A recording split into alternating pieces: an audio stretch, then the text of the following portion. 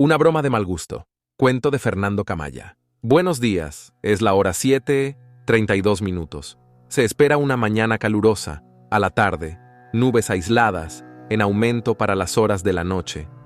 Fuerte tormenta eléctrica alrededor de la medianoche, indicaba el locutor de la emisora.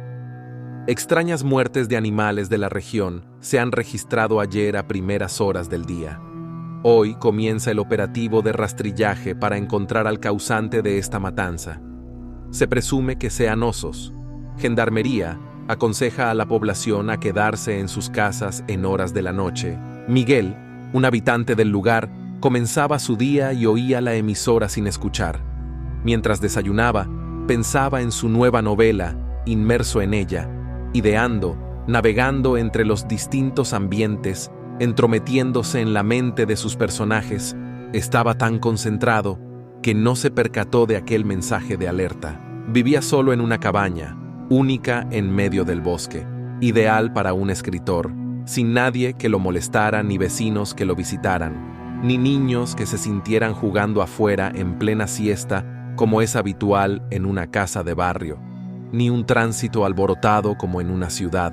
Sus novelas eran de terror. A veces su imaginación era tal que el terror se apoderaba, asustándose una vez que su obra estaba concluida. Se pasaba días enteros escribiendo. Acostumbraba salir a correr todas las mañanas por el bosque, y le quitaba el miedo. Era como sentirse nuevamente en la realidad. La mañana era espléndida. El sol se filtraba entre los abetos y se sentía reconfortado de comenzar un nuevo día corriendo por el bosque. Le gustaba hacerlo. Había días que solo caminaba. Conocía el bosque de un extremo a otro. Sabía cuáles olores se le presentarían en el camino, los obstáculos que encontrara, troncos de algún álamo al que le llegó su hora de morir por alguna sequía, o alguna roca que yacía en el suelo por millones de años. Mientras corría, todos los sonidos se entremezclaban, el río que resonaba en la lejanía, algún mirlo en un alerce que salía volando en respuesta a su paso. Un extraño crujido de ramas se sentía a su espalda a intervalos aleatorios. Miguel se sentía incómodo. Era como un sonido punzante en la espalda que a ratos lo hacía girar y mirar, pensando que era alguien que lo seguía detrás de él o al lado.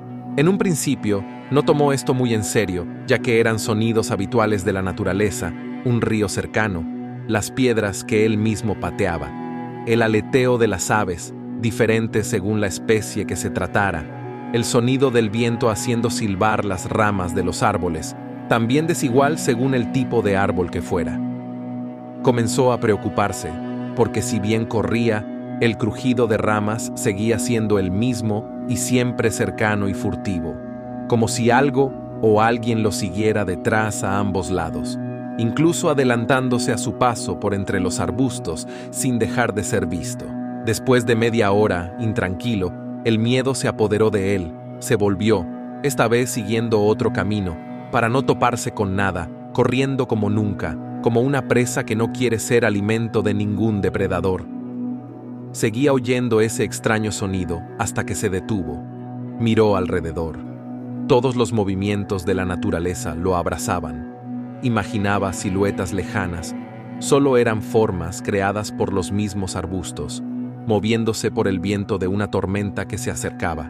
Eran como extraños animales danzantes, aferrados al suelo que lo observaban. No se animaba a gritar ni preguntar si era alguien quien lo seguía. En su mente corrían imágenes furtivas. Su ser se veía envuelto dentro de sus propias novelas de terror corriendo por su vida. Prestaba atención al más mínimo sonido, no oía nada. Misteriosamente el viento se detuvo. Las aves, aunque volaban, no hacían ningún ruido. Todo parecía de un silencio mortal. Estuvo un tiempo largo tratando de percibir algo y no oía nada, solo su respiración, su corazón que latía en sus oídos, la presión de la sangre en su cabeza se sentía en su interior, como una vibración. De súbito una rama que resquebrajaba se oyó desde unos matorrales a escasos metros. El terror estaba cerca. Corrió. La adrenalina lo hizo moverse tan veloz que, sin darse cuenta, ya estaba a pocos metros de su casa. Como pudo, llegó a su cabaña. Ya dentro pasó el día entero encerrado. Su casa era grande. Él la veía pequeña. Era iluminada por el día y oscurecida por su temor.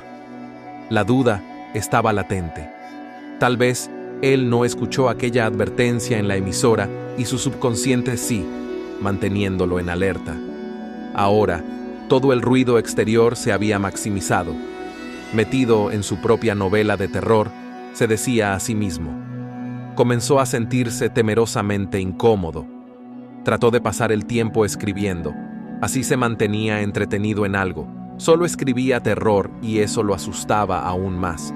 Por momentos, cuando escribía, su musa era su miedo y sus personajes tenían sus mismas pavuras. En sus escritos, ideaba cacerías furtivas, sonidos, olores, sensaciones. Hasta que llegó la noche sin avisar, él seguía escribiendo intranquilamente. Faltaban 5 minutos para la medianoche cuando se oyó, en medio de un silencio tétrico, un gran trueno que hizo vibrar los ventanales. Saltó de su silla, tirándola al piso, golpeando un vaso de agua haciéndose pedazos en el suelo. El susto se mezcló con una carcajada. «Solo es un trueno», dijo silenciosamente tratando de no ser oído desde afuera, a pesar del volumen de su risotada.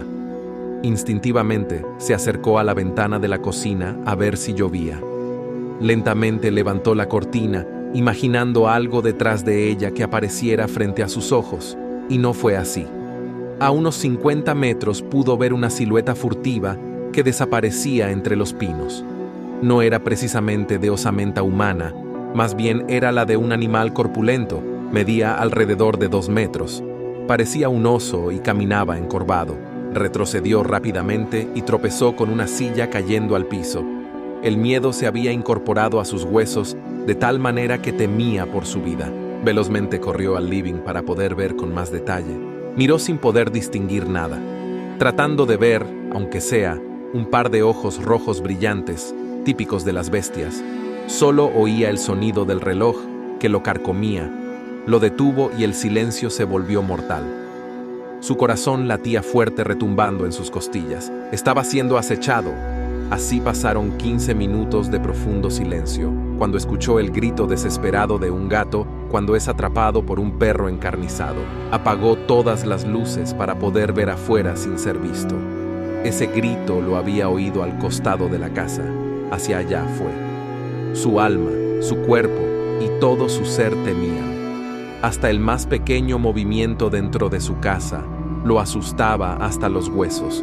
Su silueta al pasar frente a un espejo, algún elemento que se caía a su paso, un movimiento que viera de reojo, todo lo sumergía dentro de un terror vacilante.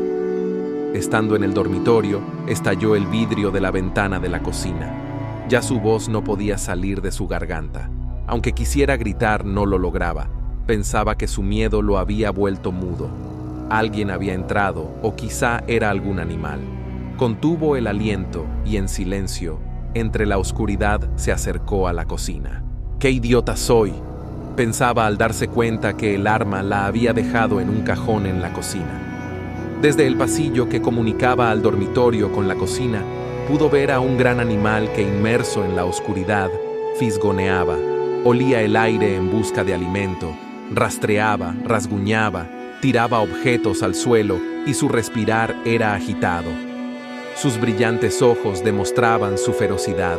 Eran 2 puntos que flotaban en la oscuridad. Sus miembros no respondían. Quería huir y una extraña fuerza le impedía moverse. Era un sentimiento de horror que lo obligaba a no hacer ruido y alertar a la bestia. Lentamente adquirió coraje y sin hacer ruido retrocedió imaginando la posición de todos los objetos que había en el camino, arrastrándose por el piso rumbo al dormitorio y escapar por la ventana. Mirando hacia adelante, abrió la ventana evitando el más mínimo sonido para escapar.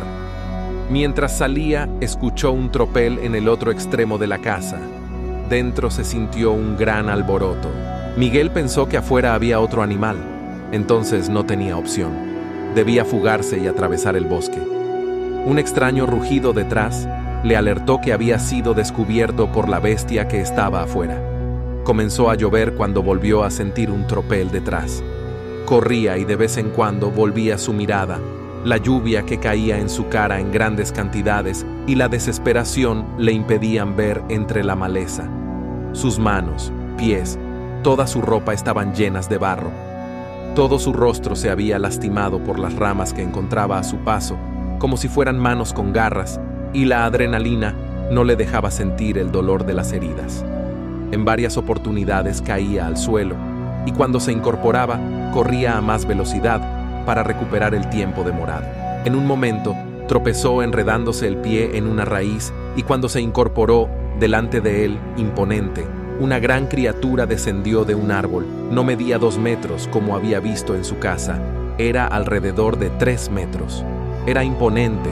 De sus fauces salían colmillos llenos de sangre que chorreaba y se lavaban con la lluvia que caía inclinada sobre su rostro. Su novela de terror, donde era perseguido por hombres lobo, se había hecho realidad. Tanta desesperación, adrenalina acumulada provocaron en él la muerte súbita. Cayó petrificado del susto. La ferocidad de la bestia hizo que Miguel cayera al suelo muerto con los ojos abiertos y su expresión de terror. Su corazón no pudo superarlo. Detrás suyo apareció la otra bestia, igualmente feroz, de 2 metros de altura. Miró a Miguel y se sostuvo la cabeza. ¿Qué hemos hecho, Daniel? Quisimos darle un susto y ahora está muerto. Daniel y Enrique, quien apareció detrás, se habían disfrazado de hombres lobo para hacerle una broma a Miguel. Enrique se sacó afligido la máscara y triste miró a Miguel, que yacía en el suelo, todo lleno de barro y con el rostro cortado por el efecto de las ramas que encontraba en el camino en su desesperación por correr lejos de su depredador. La lluvia se detuvo y el silencio de la noche se hizo mortal.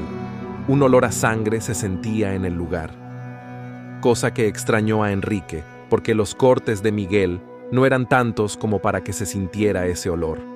Miró su rostro y una gota de sangre cayó en la cara de Miguel. Retrocedió y miró hacia arriba. Colgado entre las ramas del árbol pudo ver el cuerpo de un hombre lobo con la cara de Daniel muerto, lleno de rasguños en su rostro y su cuello. Miró adelante, viendo a la criatura imponente que avanzaba hacia él lentamente, y un grito de horror se apoderó del bosque, apagando el silencio mortal. Permíteme recordarte que he compartido una colección de cuentos cortos que exploran estas ideas de manera más profunda. Si deseas sumergirte aún más en mundos donde el tiempo es moldeable, te invito a explorar mi libro El miedo y la curiosidad, disponible en Amazon. Cada relato es una ventana a dimensiones temporales inexploradas. Mi nombre es Fernando Camaya. Sigue mi